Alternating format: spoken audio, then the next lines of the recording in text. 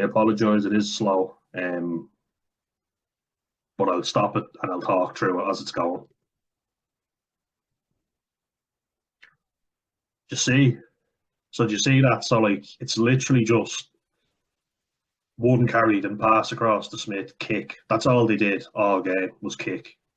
It's basically like it's smart. Like if you have, I think Ireland are a fitter and they're a better attacking team than England. England are more physical and they showed that for sure. But it's a bully mentality, bully the opposition, put big hits in, put late hits in. It's up to the ref to deal with that.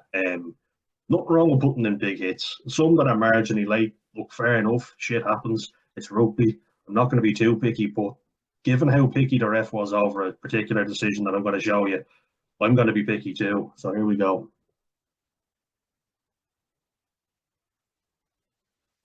See how simple that is. Look at that.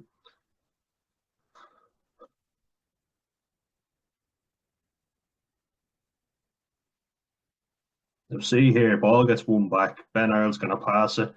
Watch Tom Curry. He clearly body checks Ryan Baird. It's not even that subtle. I thought, oh, it was clever. It's right in front of Ben O'Keefe. It was an eye doctor. And look, I know refereeing is hard. I've done it. I've actually refed games. It's not easy. They get a lot of shit, a lot of abuse, and that's not on. But he should have spotted this. This was right in front of him. Now watch Tom Curry. I'll highlight him for you now. Poor defending by Ireland as well, though. We should have closed that gap. Just going to say. Watch. See that? I'll rewind that again. See that he clearly shoves Ryan Baird in the scrum cap here, who points it out. Look where Ben O'Keefe is. He's looking right at it, and he doesn't give anything, which frees up the space for Marcus Smith to run straight through. Ryan Baird could have made that tackle, or at least had an opportunity, and that's the rule. Ireland get pinged for crossing in this game when Will Stewart was clearly able to still make the tackle. Ryan Baird has clearly been impeded by Tom Curry right in front of the referee, which opens up a huge gap and leads to a try scoring opportunity. So, just highlighting it. I've made notes. I'll play that again.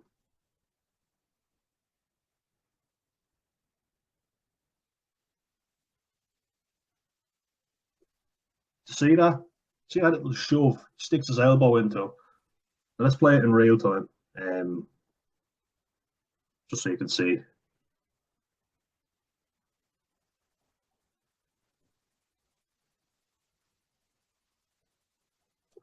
See how he opens up that gap for Smith?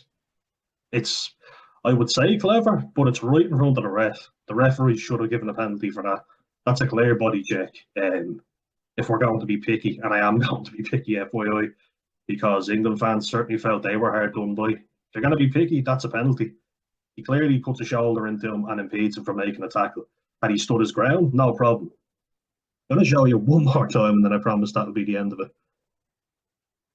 The rule is you can stand your ground, you can run straight, you can run towards the ball. You can't run into the player and block them from getting to the ball or the attacking player. That's illegal. That's a body check.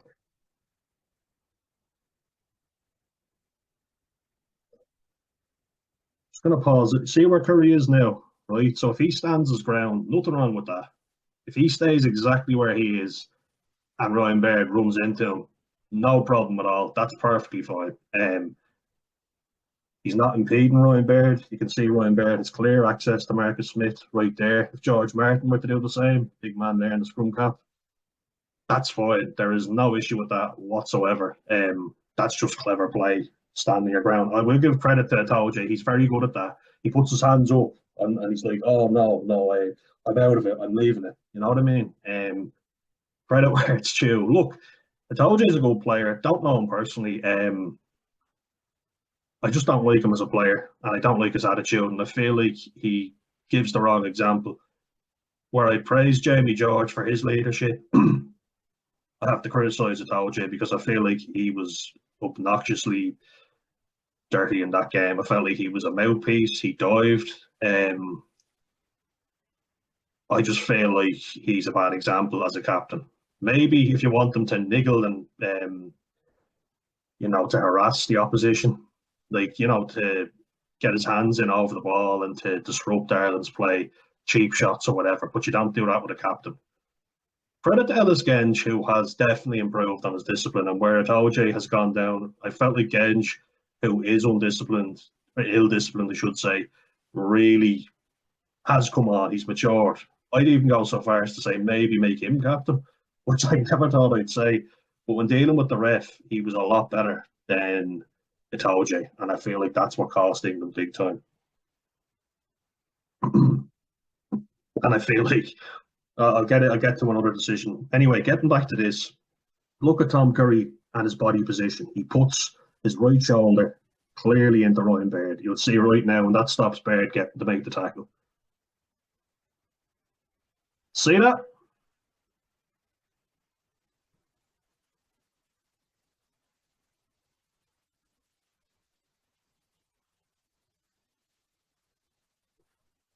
We'll see it here again. Look, let's check. This might even be a better angle. Ben O'Keefe may be slightly obstructed, but certainly the TMO should be coming in on that if he is. He's not a small man. I'm pretty sure he's got a good view to that. I think that's Caelan Doris. It might be James Ryan. I'm not sure who it is there beside him. I don't get how he misses that. He can see where Tom Curry is anyway.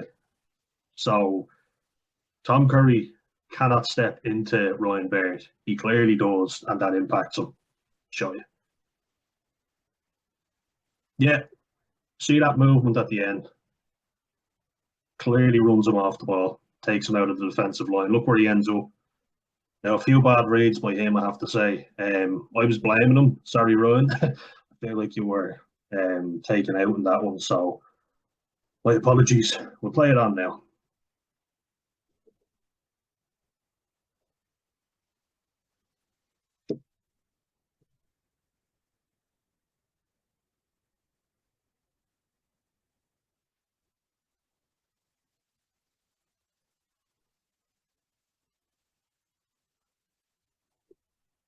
Now, just as well to highlight,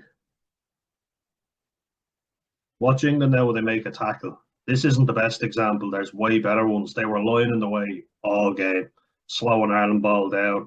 I feel like when someone's good at Jacqueline, like the Curry brothers are, the Twin Delews or Ben Earl, they get the benefit of the doubt. If you watch really good open side flankers like David Pocock being the best in my opinion, or Richie McCaw, loads of times it was hands in the ruck, if you're being completely fair. Because they were usually very good at it, they painted a good picture to the ref, they get away with it. But some of these were just so blatant, England not rolling, getting in the way, and very few times were they actually picked up on. See how he just stays in there? I feel like England were getting away with that a lot more than Ireland were, which I'm going to show you. Van der Fleer and Ty Brown were pinged for something similar as we go on. Look, it's not the worst. I'm just saying it was worse than that. They got away with an awful lot in that game.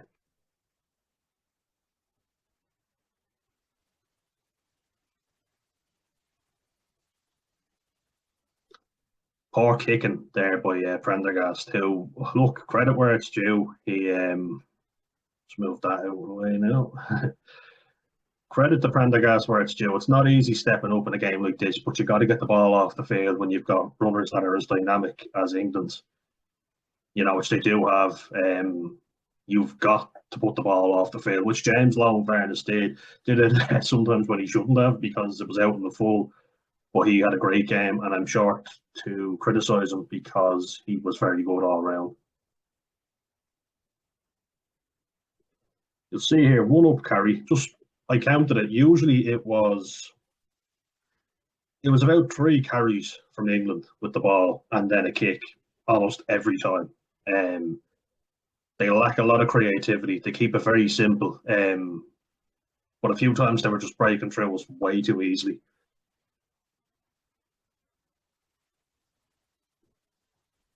This one now, there's no way on earth that Ollie Lawrence should get through that gap. That's poor tackling by Andrew Porter and Tadhg Beirne, of all people, who I'd be very, very short to criticise.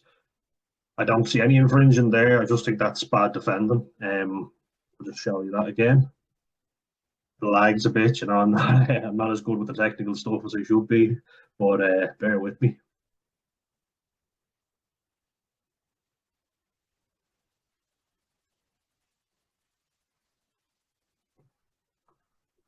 So if you're going to be very picky, and I feel like O'Keefe was on a few occasions with Ireland, they're going to be very, very picky. They've gotten in the way of Irish defenders. They made it very messy.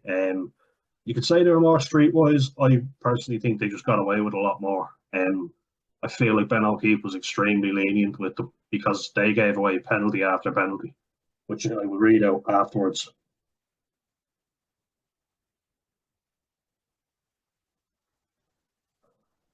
See that? So that's the third tackle. They go down, they look over. Curry pops it up there to Smith, which is quite clever, and then you're going to see a little chip in behind by Slade. Too easily beaten. This is just bad defending by Ireland. It's got to be a lot better. The cover's got to get across. Like there's a mismatch there, but they've got it under control. Aki get back into the defensive line, and then everybody going behind. Plus, Sam Prendergast, I feel like didn't read it. That comes with experience. I understand that. I've never played fly half, as you probably can tell, but he needs to be coming across to about here, I believe, just to be in the middle, like a fullback would, you know, because Keenan is out with the defensive line over here. So Prendergast needs to cover that space. There's enough people here to deal with the problem, and you've got Tadhg Beirne and Gibson Park back in the defensive line. So I feel like there's enough there. Prendergast, just shuffle yourself across into, I'd say in the middle. I wouldn't go all the way across because I understand the ball could come back and then you don't want to be misplaced. But if you're about there, I would say, just roughly, he can prevent what happens next. He just takes too long to get across, in my opinion.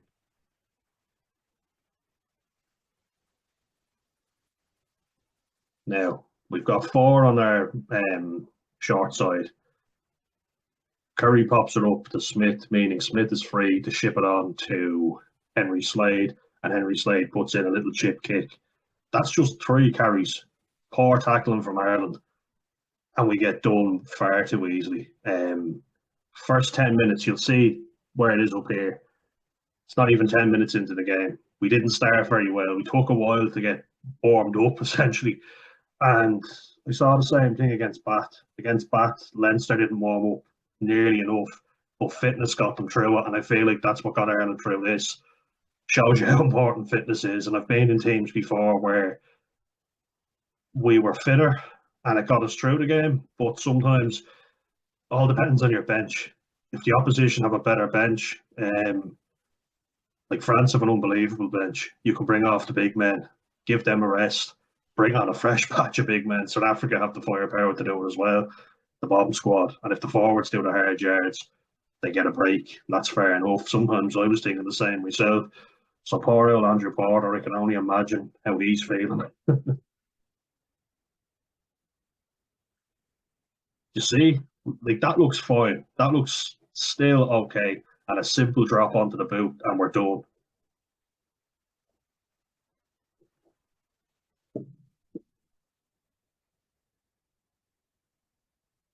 That is far too easy.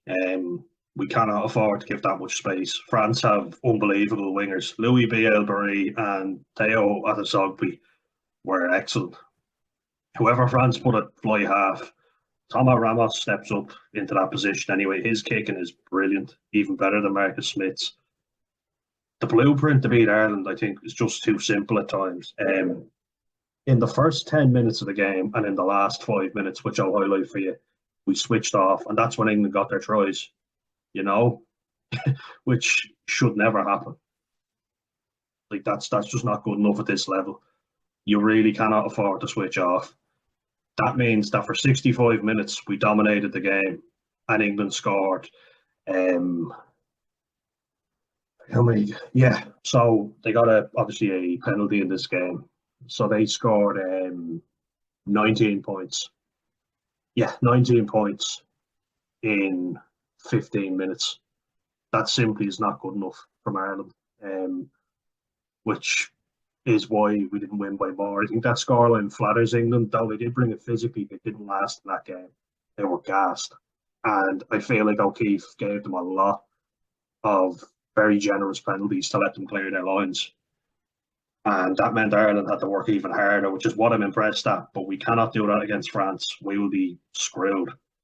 Scotland have a good backline as well. Scotland, I don't think are going to bully us, but they've got the flair in the backline to hurt us if we don't defend better than that. You know, Duhan van der Merwe, if he's given space, he's powerful and he's fast. He's never clicked before against us, but if he does, we're up shit creek without a paddle. Blair Kinghorn, great runner in the back. Darcy Graham, I feel like he didn't have his best game against Italy, but when he got going, he's dangerous. He's certainly better. Like the Scottish back three, I think are better than the English back three. I feel like Stewart was at fault for Jamison Gibson Park's try, and Grant Williams got a very similar one against him for South Africa. He gets stepped very easily because he's such a big fullback. So what you get is a very good aerial presence with him. But what you lose is that quick stepping that you get from this man Keenan. Although I have to say, Ireland were completely outdone by very simple play. Marcus Smith taking it in, offloading it. Ollie Lawrence not being brought down when he should have been. And then one more carry, Curry playing the ball to Marcus Smith. He passes it to Slade. Little chip in behind. You know England are going to kick a lot. You know, you have to practice for that shit. And our country makes Gaelic football, for Christ's sake. We should be better in the air than most opposition. Lowe took a great catch, though, and had a really good game. So fair play to him. But it will need to be better. The French are a better opposition than England, and they will bring it. You bet your bottom dollar they'll bring it. What gives me hope is that we've got Joe McCarthy and hopefully Tadhg Furlong back. Not that Bealham had a bad game, but certainly he's not the same player as Tadhg Furlong. Shout out to young Thomas Clarkson, who had a great impact in the scroll.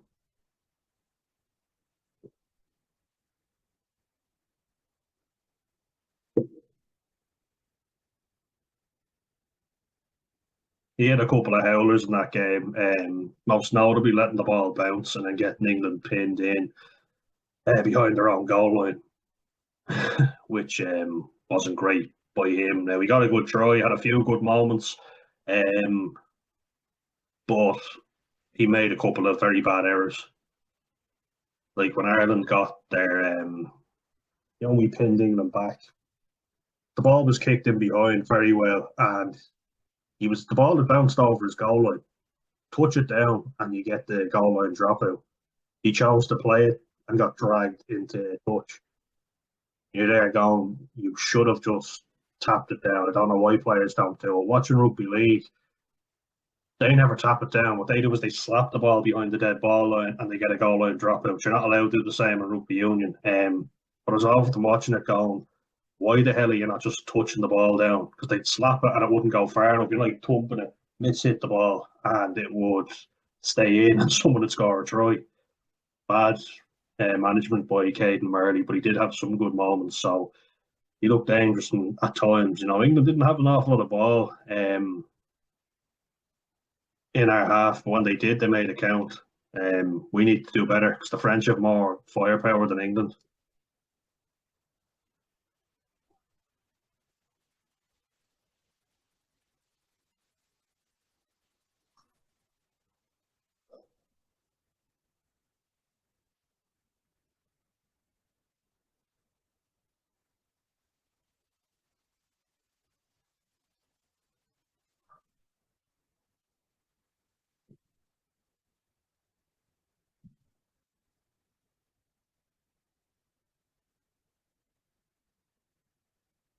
Good kick.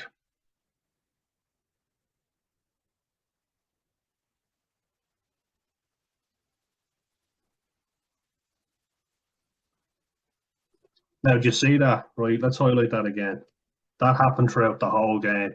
Ollie Lawrence not rolling. England were doing that the whole game and they didn't get pinged nearly enough for me. Felt like they got away with a lot of very cynical play at the breakdown. That should have been dealt with by O'Keefe, and I felt like he did a piss poor job of it.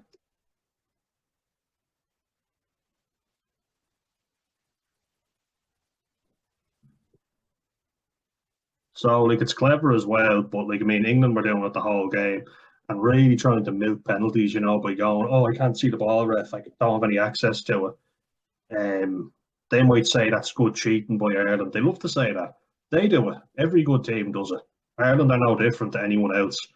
If anything, I think we're too disciplined. I feel like we get a hard time when we actually believe that we're going to win. What if you don't? Do you know what I mean? Personally, I believe, yeah, we need to deliver more in World Cups, but what team doesn't go out and believe they're going to win? I feel like we're more harshly penalised than a lot of teams, and they say, oh, we get the rub of the green. Just want to highlight it here because this shit happened the whole game and was not dealt with by Ben O'Keefe well, but he got it right on this occasion, in fairness.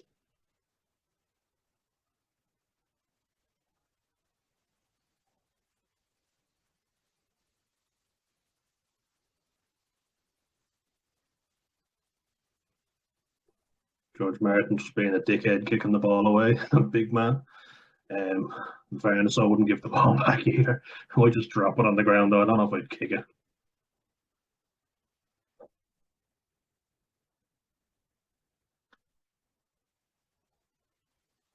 Now, before I show you this, watch the England feet. Um, just have a look there. So both feet have to be behind the line, right? I'm just going to. Sorry, one sec. I get to it now.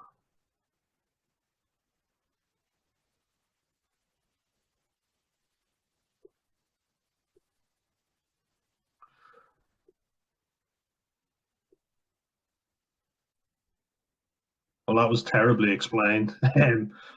Feel like that wasn't dealt with properly at all. Mentioned there, I asked, like, do both feet have to be behind the goal line or on the goal line, which they are now at this point, in fairness, for a tap penalty. I believe both feet have to be at least on the line, if not behind the line. And watch the feet of the England players and see how many you can see whose feet are clearly ahead of the line.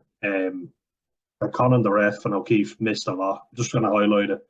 I'm being picky. I said it before, but I'm going to be picky because people are saying Ireland got the rub of the green, and I'm going to show you just how many decisions they didn't get that they should have. Now look at Itoje's foot. It's clearly ahead of the line. Genge's foot is clearly ahead of the line. Marcus Smith's foot is clearly ahead of the line. That's three players who are all with their feet ahead of the goal line. And that's before he's even tapped it. Marcus Smith's foot is very much over that line. Both feet have to be behind the line. George Martin is legal. Think move this thing out of the way. It keeps getting in the shagging way. Yeah, there we go. Okay, one of the Curry brothers. They're identical twins, so I don't know which. He's legal. Ollie Lawrence is perfectly legal. No problem there at all. Whoever that is over there is perfectly legal. Will Stewart is perfectly legal as well. Genge is illegal. So is Itoje. And so is Marcus Smith. But Itoje is quick enough to call out cheating, even though he does it all the time, which you'll see here from Tadhg Beirne. And then I'm going to discuss that, which is.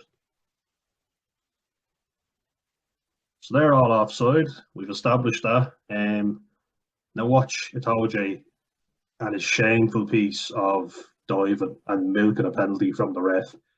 This shit is creeping into rugby and it's really annoying me. That shit needs to be cut out now. There's too much diving and trick acting going on. Not by an Ireland player, you'll see. But of course, we cheat, don't we? We're the dirtiest team in the world, according to everybody else. We're soft and, we have nothing in the tank. We're weak and we're pussies, according to everybody. But when we stand up for ourselves, automatically we're a dirty team. Hot kettle black. While you England fans out there saying we're dirty, because you boys were certainly trying to rough us up on the weekend.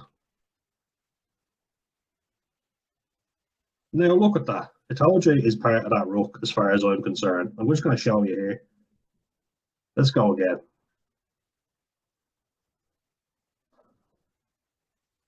Now look at Itoje. He clearly puts his hands in there at the ruck. There's always grabbing going on. Every single game. He certainly does it. There's so many highlights of him putting his arm over, grabbing players' jerseys, even that they've got nothing to do with the play. He's just pulling them to annoy them and wind them up, and the ref never calls him out for it. And here he should take a bow or take a dive, as I said, because this is a lot of trick acting. and it's disgraceful.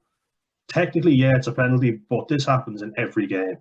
And if you're going to give a penalty for this, what about the Tom Curry body check on Ryan Baird? So fine margins, I know, but if we're going to be all technical, Ben O'Keefe typically doesn't like to use the TMO. That's fair enough. But then how can we check it for this?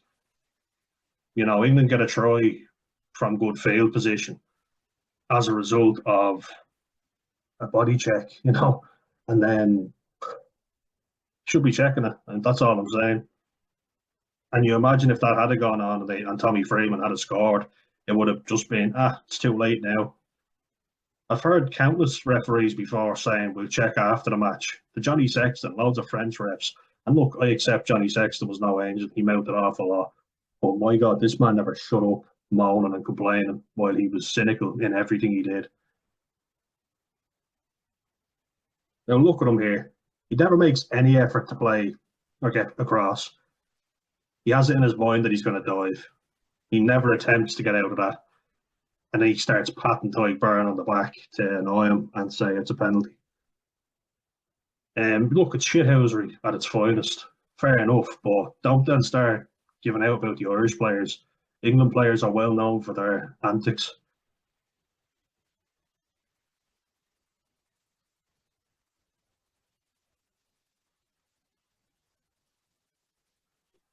You're a big man, you're a second rower in rugby union. If that's enough to knock you over, then you'd want to be playing a different sport. Pathetic stuff. I hate seeing that stuff in rugby. It's diving. That's what it is. Thing is, as well, that annoys me. If a player didn't dive, that probably would have never gotten checked. But he's screaming and roaring to the ref like a footballer would, and then it gets checked. I just think it's disgraceful. And I feel like if that was an Ireland player, the same thing wouldn't be done because I've seen countless games where Irish players are very poorly spoken to by the ref with blatant disregard. And I don't like to see it. I think it's disgraceful. And if you don't believe me, I'm going to show you another clip after this that shows exactly how we don't get the rub of the green. And it's one of the most obnoxious displays of refereeing I've ever seen in rugby. But back to this.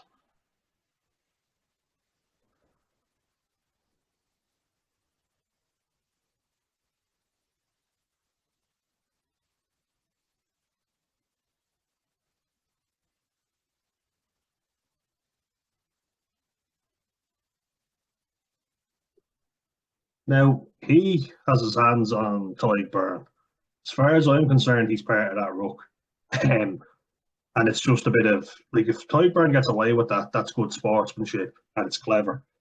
If Itoje does it and gets away with it, he's praised. And if Ireland said, "Oh, I was held in," we'd be called whingers and crybabies. What about Itoje? That's exactly what he's done there. Why is nobody calling them out for that? I think it's pathetic. Technically, yes, it is a penalty, but that happens in every single game of rugby. I can safely say I've been held into loads of things. I've held people in. Typically, not my style. I prefer hitting people hard and holding people back. I was like, if I need to put somebody else off their game, what does that say about me? But I also learned that you can't live in an ideal world when playing a sport. Sometimes you got to be niggly, you got to be dirty, in order to win. And this is professional sport at the end of the day.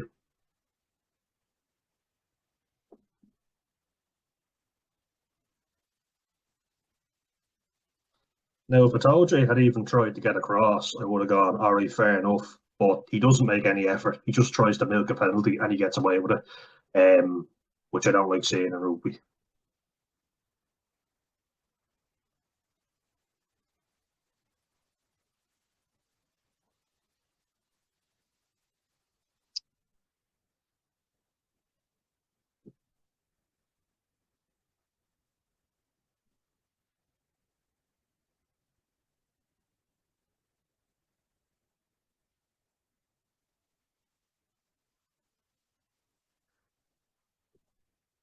Now, what we're about to see, I think, could be classed as a penalty try. You might say that I'm wrong.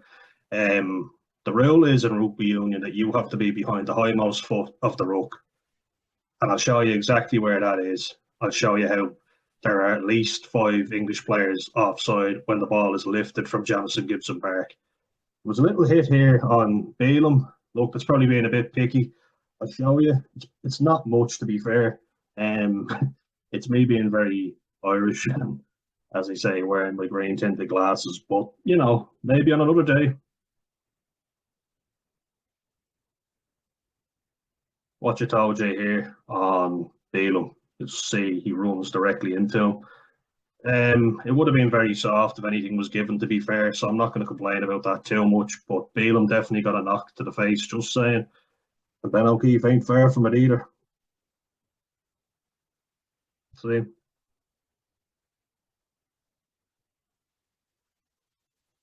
Very good carry from Ryan Baird. Now, check out these players, right? Will Stewart, check out Ben Curry, Luke Cowan-Dickie. There's a whole host of players offside here. The rule is, and I'm just going to say it again, when this man, Gibson Park, has lifted the ball up off the ground, doesn't matter when he passes it or when he takes a step back, once the ball is lifted, that ball is live, and any player not back behind the hindmost foot is offside. And I'll show you what it means in a second.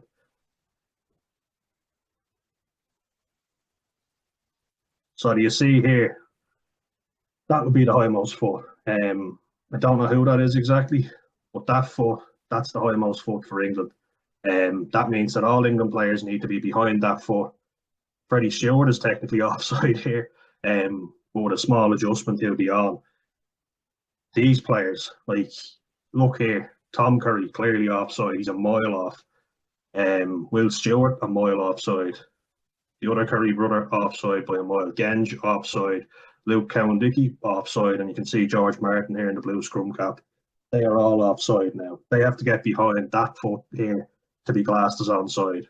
Just keep that in mind. And I'm going to show you exactly when Gibson Park lifts this ball with his hands off the ground. That's when the ball is live, and any player not back behind this foot is offside.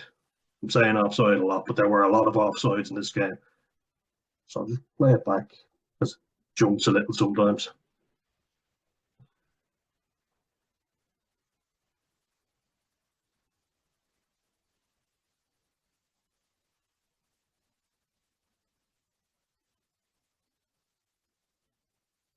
Now, that is lifted. I'm probably even being generous there. Look how many players are not behind that foot. Will Stewart is off. He's clearly offside. So is Tom Curry. So is Marcus Smith. Freddie Stewart is the only player there that can legally make a tackle. Cowan-Dickie's a mile off, and the other Curry brother is offside as well. If you look at them, look at this line here, you can see the little smudge there right next to Sam Prendergast. They are all way offside, right? Genge is off, so is George Martin, so is Luke Cowan-Dickie, so is Ben Curry, so is Marcus Smith, and so is Tom Curry. Will Stewart is also offside. They're all off by a mile. You might, if you're being very generous, you might say Stewart could be. Actually, no, you couldn't. Like, I've seen refs before tell you you're off when you're slightly in front of. Like, say if my leg was there and my other foot was back just ahead of it, I've been told I was off before. That'll just show you. The ball is lifted here, and it was lifted earlier than that by Gibson Park. If those players are not in that position and they don't affect the play, Gibson Park runs in and scores a try, or so does Caelan Doris. You can't tell me they wouldn't have scored a try if these illegal players weren't off. The only player who can make a tackle there is Freddie Stewart. And with Doris running onto that at steam and Freddie Stewart being so disadvantaged, Gibson Park could have even scooted around. He already outdid Freddie Stewart once. Looking back on this, I didn't even realise it at first. This could have been a penalty try. There's definitely a shout for it. Whether it would have been or not, I don't know. I'm not saying it definitely was, but it should have been checked. It should have at least been looked at. That would have put Ireland 7-all up, no conversion needed, and Marcus Smith would have been. How much of a disadvantage would that have been to England and an advantage for Ireland? But we'll play it on and we'll see just how cynical England are. They give away lots of penalties in this. Watch who impacts the play. I'm going to play it back again because, as I say, it jumps.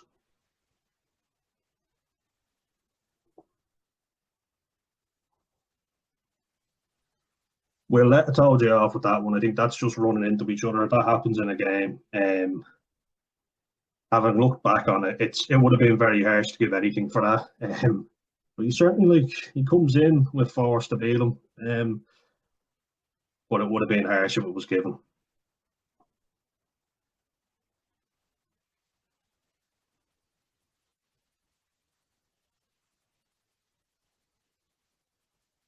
Now look who tackles, look who impedes Doris here. They're still not back.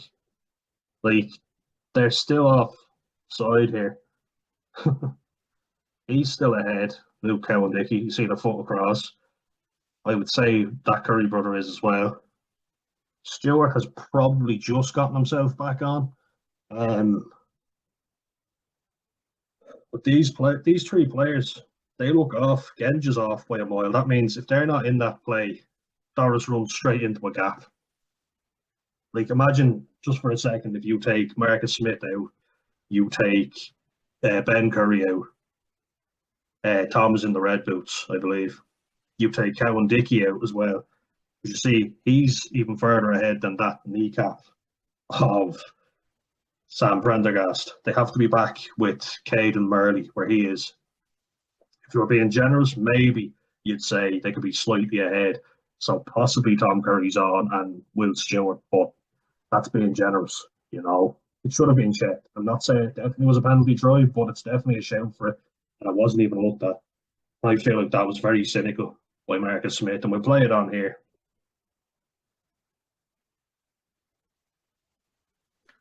Now look at them. They slow our ball down very cynically. They fall all over the ruck, give away another penalty. And I feel they were very fortunate to only have a yellow card for this. This was so obvious. Like, you could have picked any of those players. Look at that. How did Curry not get a yellow for that as well? He's just dived straight off his feet in the ruck on the ball, stopped Ireland from attacking. Look how many attacking players they have. If they go wide, I mean, Beelham's out there because he was hurt. That's so cynical. Like, I think just because Smith gets a yellow doesn't mean you can't look at another player. They've both done extremely cynical acts and they were on a warning at this stage. Like, they gave away so many penalties and I only counted in the first half. There was like 6 penalties for England versus 4 for Ireland. But there was advantage after advantage. Like, that is so cynical. Let's just rewind it again.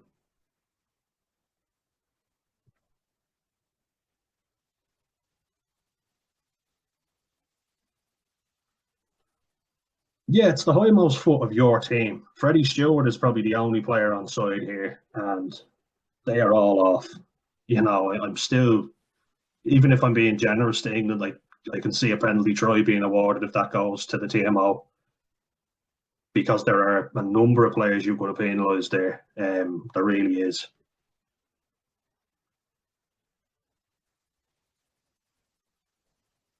Some of them get themselves back on, some of them don't. That ball is still in. He's playing it on the ground, slowing it down. You could say it's clever. I played flanker. Look, I always held onto the ball maybe a bit longer than I should have done, but he keeps holding it. Look, and then the ball falls out. That's a yellow card for Ben Curry. That's very cynical. Um, he should have gotten a yellow because Ireland have all the momentum. They're on the attack. I don't know how. Like, it might have been harsh, fair enough. Like, I know one yellow after the other, but he has just gone straight off his feet, having held onto the ball, having been offside, and he gets away with it. And all that it. Well, I mean, it's a yellow card for Smith, but that's extremely cynical. Like, there's so many infringements there in one, and that's the whole point. Just because you infringe and only get penalised for one doesn't mean it should be forgotten how many times you've infringed. And just to highlight the highmost foot here, to give you an example, so you see those orange boots there of Tom Curry. Luke Cowan-Dickie, perfectly fine. Genge, fine. Martin is pushing it a little, but he's still fine. Every player there is on now. That's fair enough. That's how it should look. How it did look, there were a lot of feet that were ahead of the hindmost foot, which of course would be the Curry boy here, the Twindaloos. Dives straight off his feet, slowing Ireland's ball down. We're on the attack. That's as cynical as it gets. So you want to say that Ireland were lucky? You boys were lucky not to get more cards, if you ask me.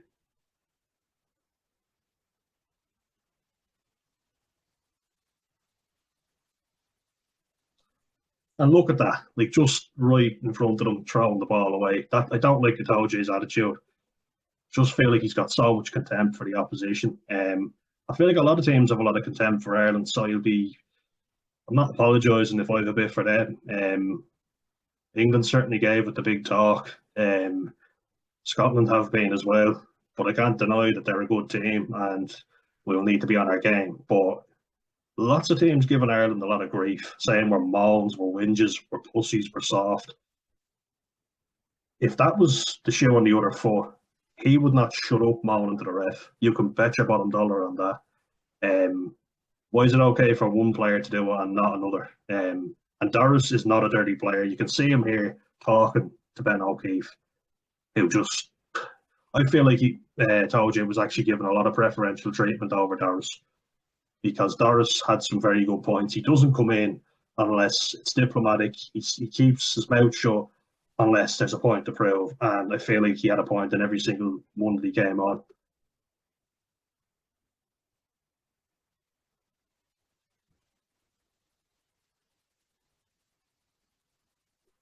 He has, to be fair, really upped his discipline because he was quite an ill-disciplined player, kind of going around playing the hard man. Credit where it's due, you know, he has really calmed down. I feel like with someone other than Itoje, Genge could be a good future captain, which I did not think I'd ever say. But Itoje just feeds into that negative aspect of England that could have lost, like, well, did lose them that game. And we're back. Yeah, so I actually feel like if you've got Jamie George as the captain, Genge is not a bad vice captain, but do not make this man captain again. This was a shameful display. As you say, there's more incoming, so stay tuned.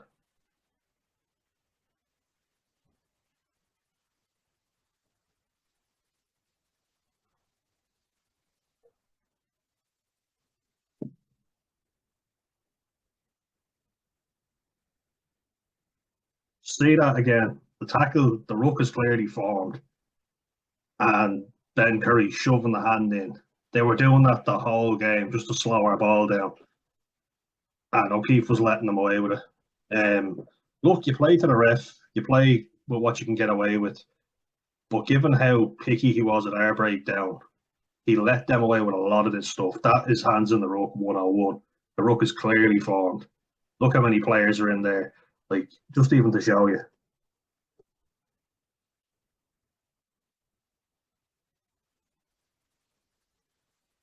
So just to clarify for you, that's a ruck, you know, when the ball goes to ground and players come over and seal it off. If a player goes to ground when you are not the tackler and you come through the gate, that means that you come from your side of the pitch. So England's side would be they're playing from left to right, Ireland were right to left. Okay, sorry, bad acid reflux. But if that's the case, that's fine. David Pocock was a master of the breakdown. Now he got away with a few, but that's because he was so good, you know. Um, he could be cynical. Richie McCaw was certainly classed as cynical. People even called him dirty. I don't think Richie McCaw was a dirty player. I think he was clever. He was a cheat, all right, yeah, but a really good cheat. Dirty for me is someone who gouges, who stamps, who spits, who dives. And McCaw did none of those things. Credit to an absolute legend of the game. I know he's an All Black, not an Irish player, but respect to him. He was brilliant. His attitude was amazing, and he copped a lot of punishment, a lot of late hits, gouges, knees to the head. No, nothing but respect for Richie McCaw. I think David Pocock, and I know it's controversial, I think David Pocock's a better player. Genuinely, I think McCaw was in such a great All Blacks team.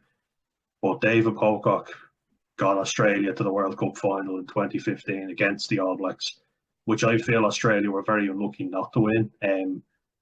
That's enough of my boyhood crush. Hope my family aren't listening in because it sounds very cringy, I know. Um, and look, the Curry brothers and Ben Earl were the better back row all day. They showed Ireland up completely, but they got away with an awful lot. Some were legal, fair enough. They're good at the breakdown. I'll give credit where it's due, but I feel like Ben O'Keefe did a poor job of policing the breakdown. He let them away with too much. Like, how do you get the rub of the green just because the opposition are infringing and the ref gives the other team penalties? As I say, I feel like there could have been more, and I feel like there could have been more cards. Like your fly half being the only one when there were way more.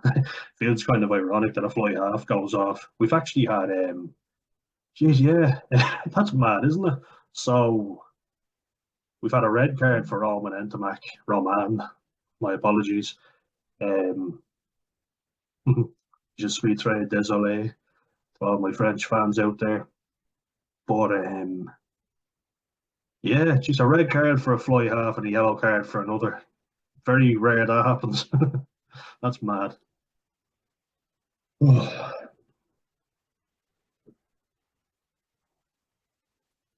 Also, you see how Ben Curry is clearly the tackler, so he never releases clearly. And you've got to lift the ball with two hands. I always was taught, like the new rule, I used to go in with one hand and get the ball, but they told me, and I'm coaching now, and I'm being told it has to be two hands and a clear lift. You see how the players are in? That's a ruck forward. That's clearly a ruck forward. You got to leave that ball. Try again. So you see how Ben Curry here, number 7 for England, helps the player to the ground and never clearly releases him.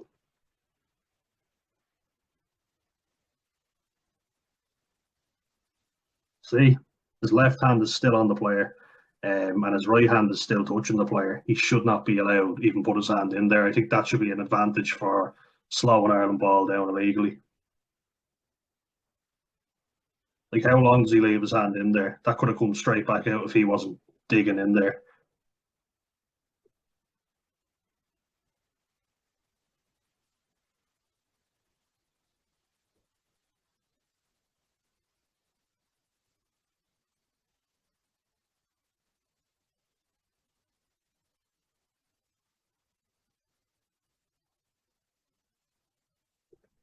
See that as well. That was probably well timed, but they were putting late hits in on Irish players the whole game that were a lot more obvious than that one. That one was probably well timed and you get away with it. And look, you look to injure the fly half or the scrum half for the opposition, but there were ones way worse than that that were being let go. I just felt that one's probably fine.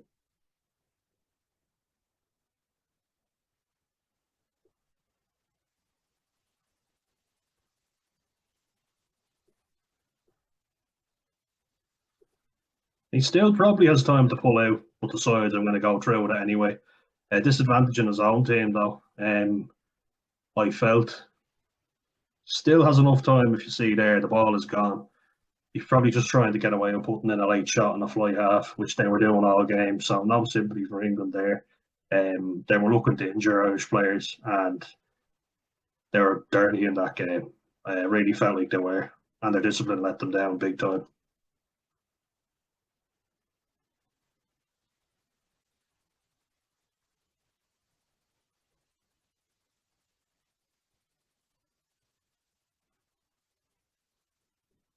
Poor knock on there, but Bundy had a good game all round, so won't criticise him too much.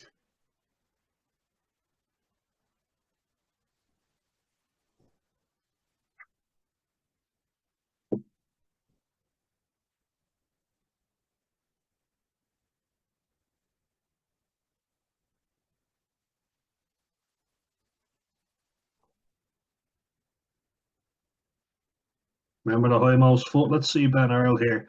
So he has to be behind that line. Let's see if he creeps up. Ooh, feel like, and I mean, it is often very close, but I feel like they were creeping up offside when the ref wasn't looking and weren't pink for that either. Mm. probably fair enough on that one. Looking at told you, though, putting in a late little shove on Prendergast. Again, it's just been, cheap shot. It's just a cheap shot on someone. Roughing players up. When he goes down diving like he did, though, will always penalise him. Just a little shove, to rub it in Prendergast's face and try and put him off his game.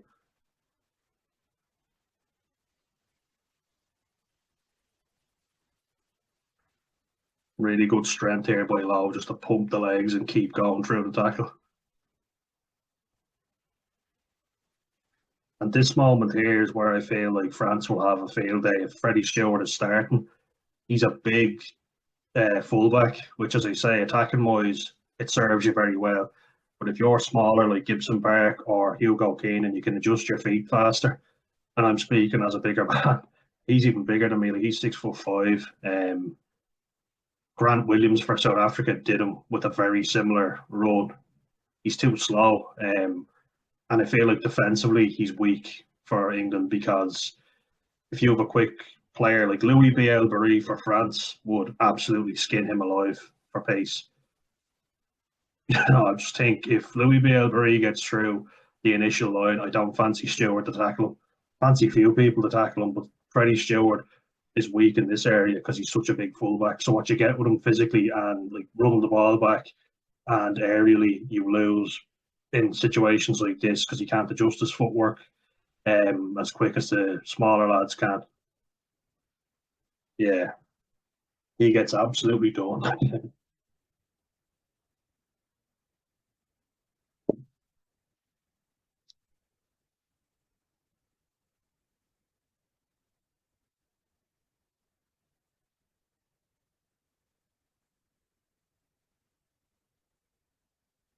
Great strength.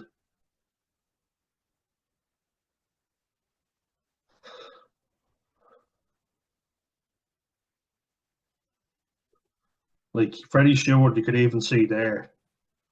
Back Tom Curry to make the tackle.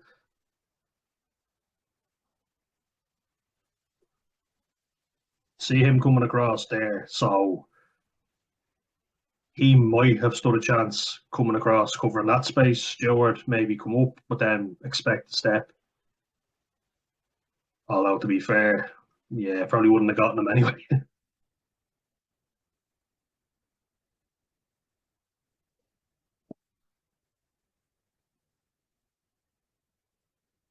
Just want to highlight, there's the big debate between Jack Crowley and Sam Prendergast starting. If Sam Prendergast wants to start, he needs to get these kicks. This one that he missed was a sitter. And you might say I'm harsh. He has been basically touted as the golden boy of Irish rugby. You've got to take kicks like this when they come your way.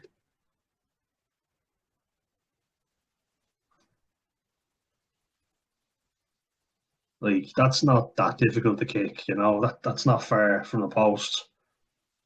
I mean, he held his own in fairness to him, so I don't really want to criticise him, but he left 4 points out in the field, and against France and Scotland, I imagine every point would be crucial. Because we only won this game by 5 points because of our lack of game management in the opening 10 minutes and the final 5 minutes. As you say, 65 minutes of being in control of the game, but we concede 19 points in 15 minutes. That's just switching off, shutting down. And I believe the calibre on the bench is not as good as the starting players who were excellent. But I'll highlight that as well. I'm highlighting everything. It wasn't just England's poor discipline. We were poor in defence, and I'm going to give you a stat to show that as well.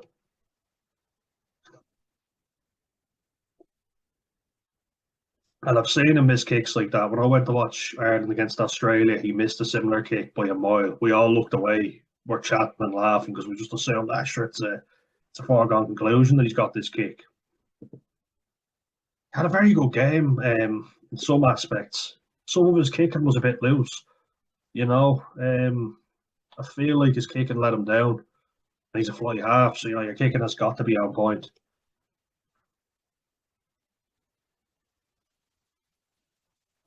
Again, just look how simple England's game plan is. They don't do an awful lot. They're not a very exciting team. but it's effective. So the hell with it, whatever works for you. Direct carries should not cause as many problems for a team like Ireland. England were just direct all day, and they broke through tackles they really shouldn't have. Um, which I think Ben Earl makes a break here, if I'm not mistaken.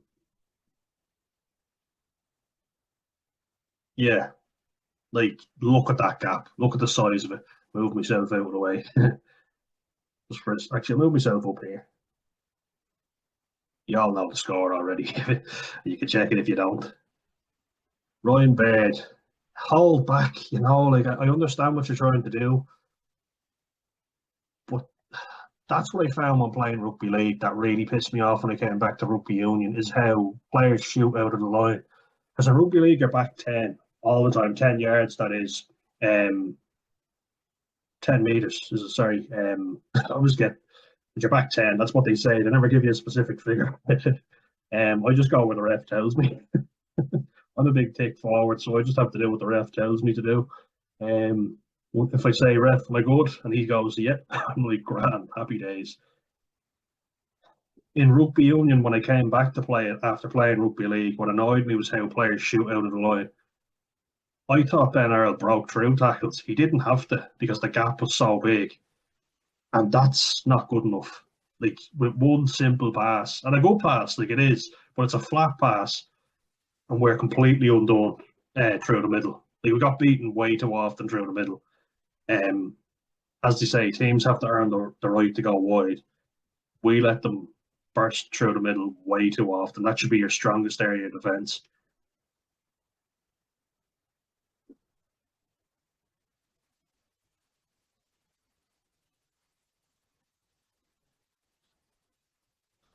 One carry, one pass, and we're outdone. Really too simple. From a really good Irish performance, we've got to be picky because I am picking up the parts where England were poorly disciplined. This is the controllable stuff.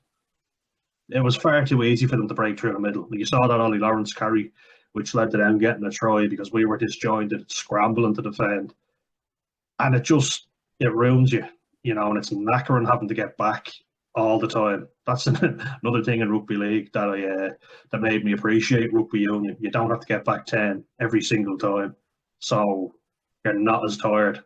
But the thing with rugby league is you come up together, and I see why so many rugby league coaches go into defence coaches. That is, like you have Sean Edwards, brilliant Wigan player, John Mitchell, Andy Farrell, even he did as well. It's because they just stay together. They know what they're doing. Um, they know about coming up in a line, and you see teams that have rugby league coaches in their defence. Dave Kidwell came in for Argentina under Michael Cheika, I'm pretty sure. Dave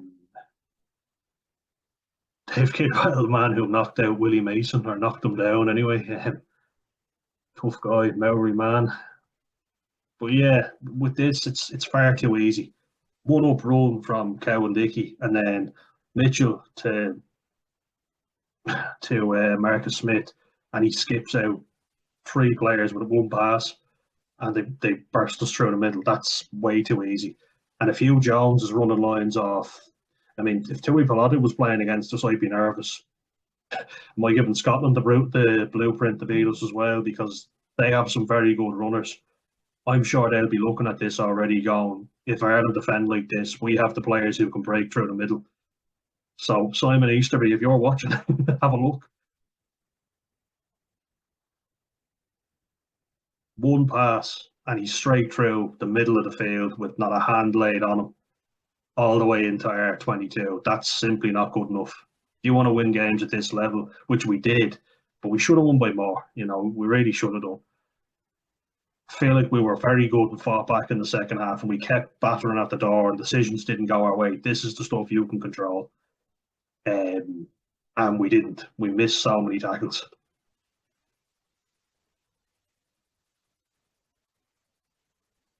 Now, sorry, you'll see Josh Van der Fleer and Tyke Byrne get pinged here.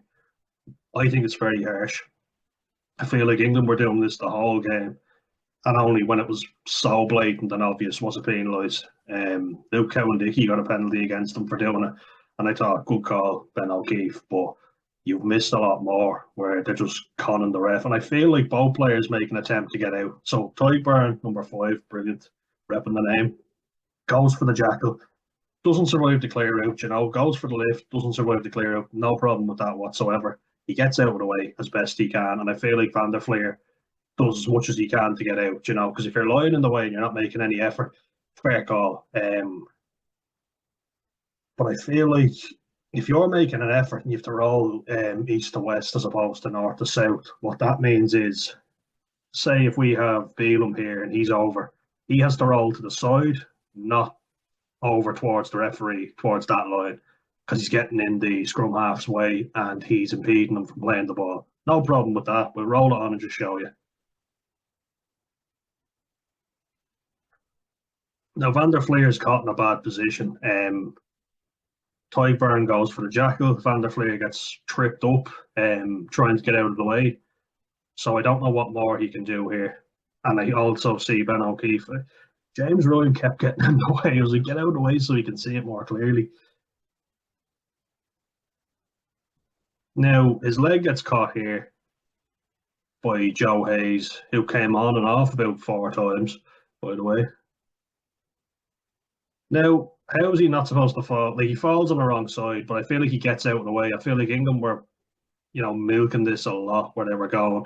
He's in my way rather than actually playing the ball. Tadhg gets out of the way, and we'll just roll it on. Van der Fleer gets up and he rolls. He rolls out of the way here.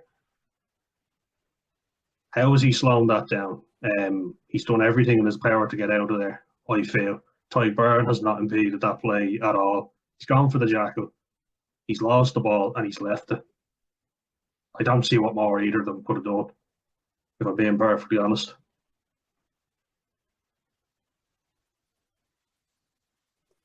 He gets tripped up, Van der Fleer, which isn't his fault. It's not as if he's dived over the top. The ball is still there from early. I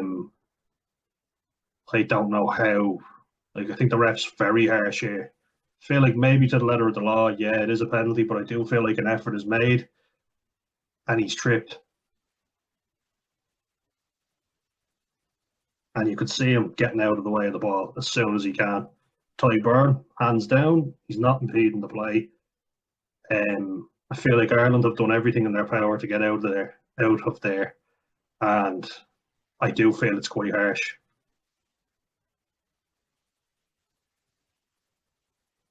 Sorry, this is just lagging on me now.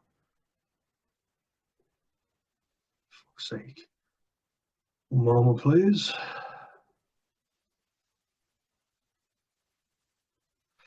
Yeah, just going to go back into it. I'm just going to pause this for a second, actually, guys. We are back. All right, let me go into it and show you again. Sorry. Yeah, let's go back in. It lagged on me there for a second.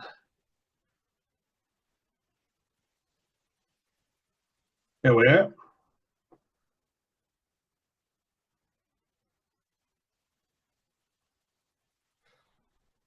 Sorry.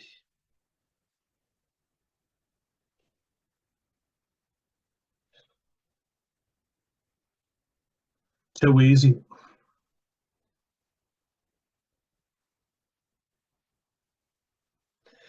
My one criticism here of Van der Fleer would have been get over the other side, so move to his left and England's left.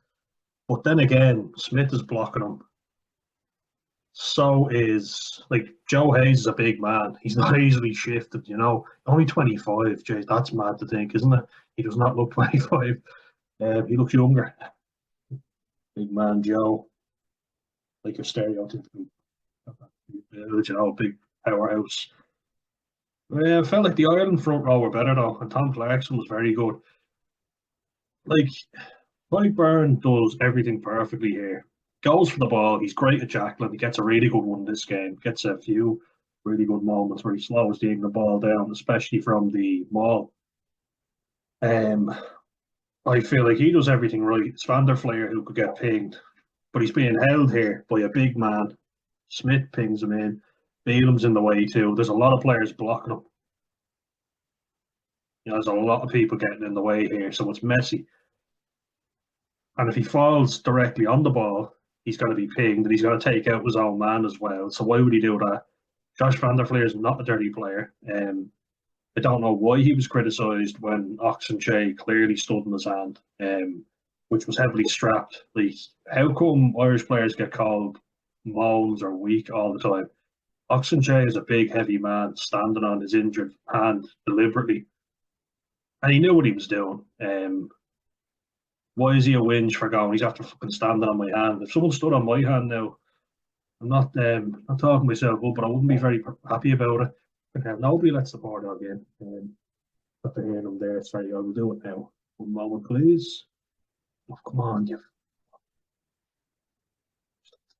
Pause the recording. Like, what more can he do here? Right now, he's being pinned in, so he can't do anything, right? Except either take out Tyke Byrne. Why is he going to do that? Crash into his own man and potentially have him sent off with a HIA. Why the fuck would you do that? And he's being blocked on either side. So he's being pinned in, and Beelham is there as well, getting in the way. But he has to be a pillar, so it's not his fault. So we roll it on. He falls because he's tripped up. There's two players wedging him in. Now, what he can't do is roll towards Caden Murley, number 11 for England, who's about to act as scrum half because Alex Mitchell has gone in there. He's not in a great position, I will say. He needs to then roll either to the right or to the left. I would have said to him, roll to the left. But at the speed Caden Murley comes in at and where Finlay Beelham is, Finlay Beelham should probably move out because he's stopping Josh Van der Fleer from rolling out. That's being so critical. And as we'll see, Tyke Byrne rolls there. So what do you do? Roll on top of him? Let's move it on anyway. He can't roll that way. Murley's in on top of him because he wants to play the ball. Fair enough. He wants to get the ball out. That's fine. He's got his hands on it. Josh Van der Fleer is not stopping him from getting that ball.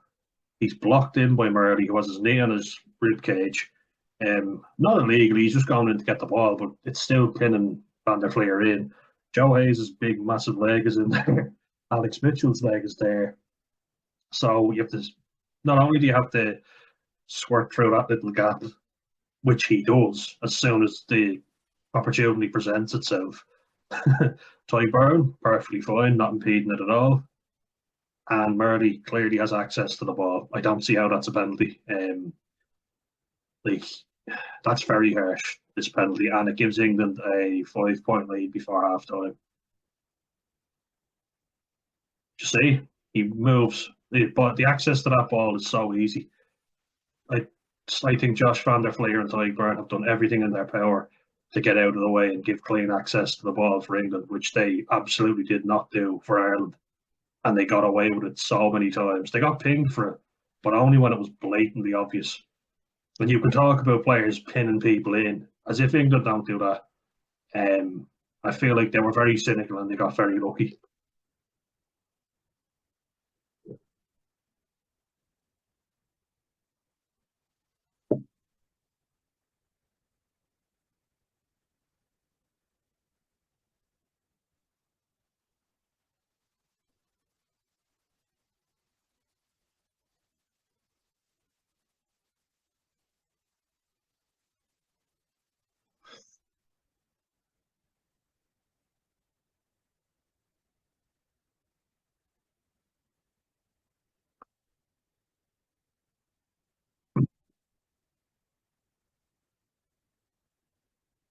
So we've seen in that first half, and this is only a snippet of how the game went, how much shit has happened already, like technical stuff.